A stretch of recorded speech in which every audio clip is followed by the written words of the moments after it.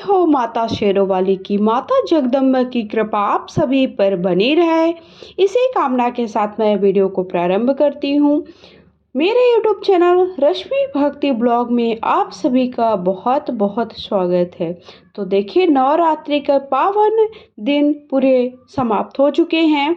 अब बात आती है कि हमें जो चौकी है वो कब उठाना है, चौकी में जो सारी सामग्री रखी है उस सबका क्या करना है।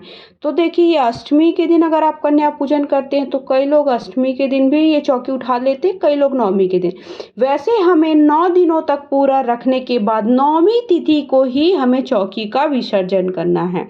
तो जैसे ही आपका अखंड दीपक शांत हो जाता है, दीपक जो आपने जलाया वो शांत हो जाएगा, उसके बाद हमें सारे दीपक को उठा लेना, जो हमने आरती का दीपक है। उसके बाद ही हमें चौकी का विसर्जन करना है, चौकी को उठाना है। पूरे 9 दिनों तक रहने के बाद ही हमें नौमी तिथि को ही चौकी का विसर्जन करना होता है। अगर आपने अष्टमी के दिन भी कन्या पूजन किया है तब भी, अगर आपने नौमी के दिन कन्या पूजन किया है तब भी, पर हमें नौमी तिथि को ही आपको चौकी को उठाना है। तो अगर आपने देखे, कई लोग क्या करते हैं, जो ऊपर नारियल रखा है, श्रीफल रखा हुआ है, कलश के ऊपर जो नारियल हम रखते हैं, उस नारियल को क्या करते हैं कि अगर आप अष्टमी के दिन कन्या भोज कराते हैं तो कन्या को ही तोड़ करके वितरित कर देते हैं। अगर नौमी के दिन करते हैं तो आप नौमी के दिन भी ऐसा ही कर सकते हैं। फिर अब हमें क्या करना है, कई लोग क्या करते हैं, देखिए वो जो श्रीफल है उसे अपने पूजा गृह में रख देते हैं। कई लोग घर के मुख्य द्वार पर बांध देते हैं, एक लाल कपड़े में बांध करके, ताकि हमारे घर में पर माता रानी की कृपा हमेशा बनी रहे। अब बात करते हैं कि बाकी चीज़ों का हमें क्या करना है। अब आपके यहाँ जैसा नियम है आप वैसा करिए। देखिए, कोई नया नियम हमें लाने की आवश्यकता नहीं है।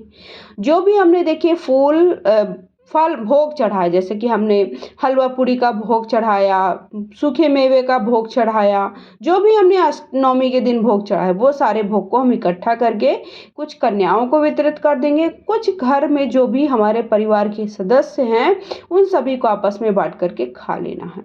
उसके बाद जो हमने पान के ऊपर 2 लौंग इलायची रखा था, उसे हमें क्या करना है, कई लोग हवन कर देते हैं तो हवन में डाल दीजिए, या फिर आप क्या कर सकते हैं, भूमि विसर्जन, या फिर आप विसर्जन करेंगे जब जल के साथ, मतलब सारी सामग्री को, तो विसर्जित भी कर सकते हैं।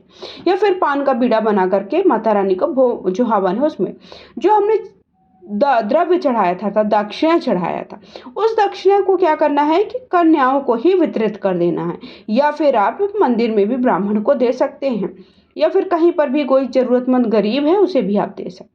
सारे फूल पत्तियों को हमें इकट्ठा कर लेना, जैसे फूलों की माला चढ़ाए, सभी देवी देवताओं को चढ़ाए, 9 ग्रह आपने बनाए हैं, अगर सुपारी के तो 9 ग्रह के को जो फूल पत्तियां चढ़ाया आपने, साथ ही साथ जनेऊ चढ़ाया, तो जनेऊ तो घर के किसी भी पुरुष को आप दे दीजिए, तो पुरुष आप पहन लेंगे।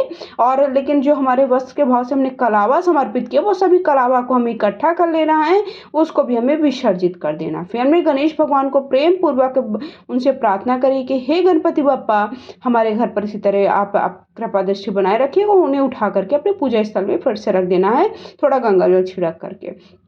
जो चावल है, वो चावल, जैसे हमने गणेश भगवान को चावल का आसन दिया, माता दुर्गा को जो हमने चावल का आसन दिया, साथ ही साथ हमने अष्टदल का बनाया जो कलश के नीचे, उस पर भी जो हमने चावल रखा, उस चावल का क्या करना, तो उस चावल को हमें इकट्ठा कर लेना है और पक्षियों को डाल देना है, तो ताकि पक्षी खा सके। लेकिन कैसा है कि देखिए, पक्षियों को हमें ऐसी जगह पर डालना है कि पैर ना पड़े, इस बात का ध्यान रखिएगा।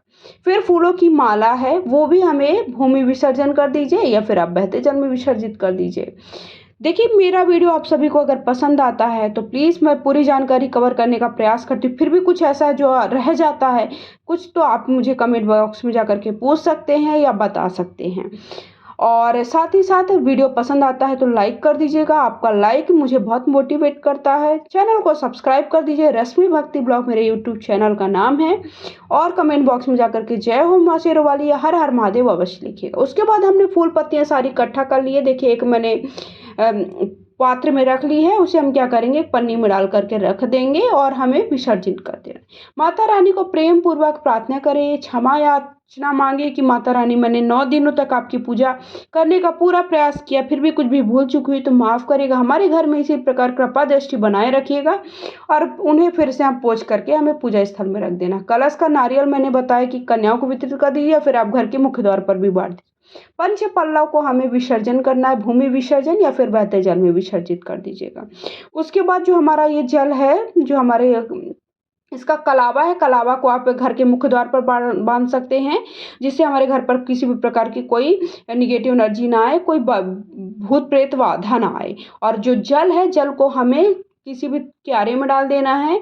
और जो उसमें हमने वो निकाला है, जैसे कि हमने लौंग डाला था, इलायची डाला था, हल्दी की गांठ, सुपारी की गांठ, एक सिक्का डाला था, उसे हमें एक कपड़े में बांध करके अपनी तिजोरी में रख देना, ताकि हमारे घर में साल भर आप बरकत बनी रहे। ज्वारे हमारे हैं, जो हरे भरे ज्वारे हैं, ज्वारे को हमें क्या करना है, मेरे देखिए ज्वारे नहीं उगाए, मैं पहले ही वीडियो बना दी मैंने, ज्वारे मैं नहीं करती हूँ, उगाती हूँ। तो उसे हमें क्या करना है, ज्वारों को आपको थोड़ा सा आप अपने बच्चों की पुस्तक में रख दीजिए, घर के मुख्य द्वार पर, घर पर थोड़ा सा मुख्य द्वार पर रख दीजिए, तिजोरी में रख दीजिए, ताकि घर साल भर बरकत बनी रहे।